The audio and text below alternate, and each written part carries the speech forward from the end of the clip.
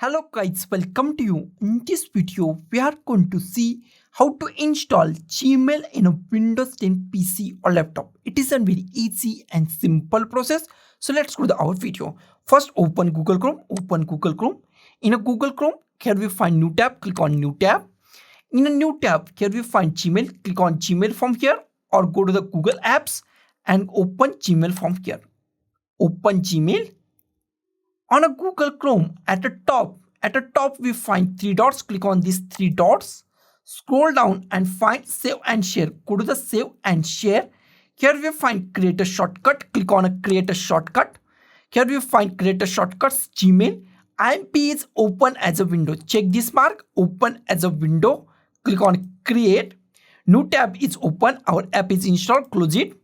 Minimize our web browser or close it. Here we find on our desktop we find Gmail. Also in our taskbar we find Gmail.